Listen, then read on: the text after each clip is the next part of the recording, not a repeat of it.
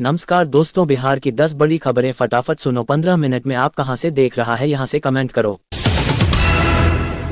बिहार के आरजेडी नेता तेजस्वी यादव ने आज एक बड़ा चुनावी वादा किया है कि यदि उनकी सरकार बनी तो प्रत्येक परिवार को एक सरकारी नौकरी दी जाएगी।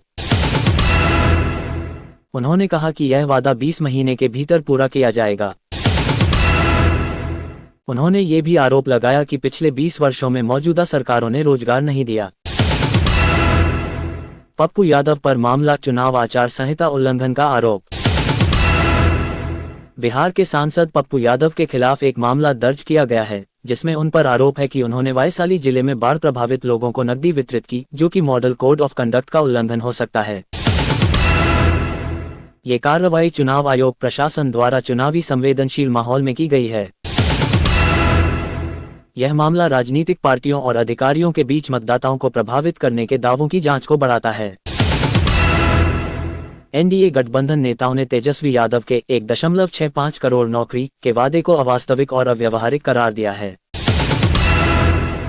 उन्होंने कहा कि यदि इतना संभव होता तो पहले क्यों नहीं किया गया। उन्होंने वर्तमान मुख्यमंत्री नीतीश कुमार की योजनाओं और विकासवादी झुकाव को अधिक भरोसेमंद बताया। इस बहस से चुनावी प्रचार में वादों की विश्वसनीयता एक बड़ा मुद्दा बन गया है। बिहार विधानसभा चुनावों के लिए सीट बंटवारे को लेकर एनडीए के अंदर तकरार की खबरें आ रही हैं। भाजपा ने चिराग पासवान को 26 विधानसभा सीटों के साथ साथ एमएलसी, आरएस की सीटें देने की पेशकश की है। चिराग ने शुरुआत में अधिक सीटें मांगी थीं, लेकिन बाद में अपनी मांगों को घटाया। चिराग पासवान ने कहा है कि यदि पीएम मोदी हैं तो सम्मान की चिंता नहीं करनी पड़ेगी। सीट बंटवारे और गठबंधन की स्थिति पर चिराग ने विश्वास जताया है कि वे सहयोगी दलों के साथ मिलकर चुनाव लड़ेंगे।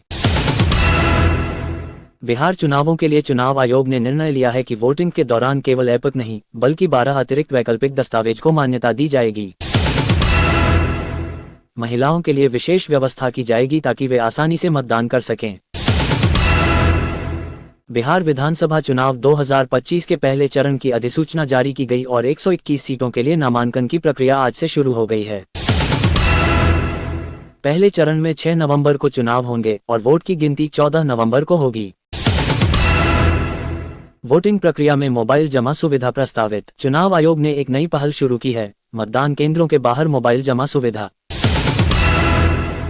पटना मेट्रो स्टेशन पर गुटखा दाग की लापरवाही। नए पटन मेट्रो स्टेशन पर उद्घाटन के सिर्फ 3 दिन बाद वह दृश्य सामने आया जो सबको निराश करता है। दीवारों व फर्श पर गुटखा दाग दिखे। महिला वोटरों को 10,-10,000 की नकद सहायता योजना। तेजस्वी यादव द्वारा दिया गया एक परिवार एक नौकरी वादा अब जनता और विरोधी दलों के बीच विवादित विषय बन गया है। राजनीति की गहमागहमी इस समय राज्य भर में देखने को मिल रही है।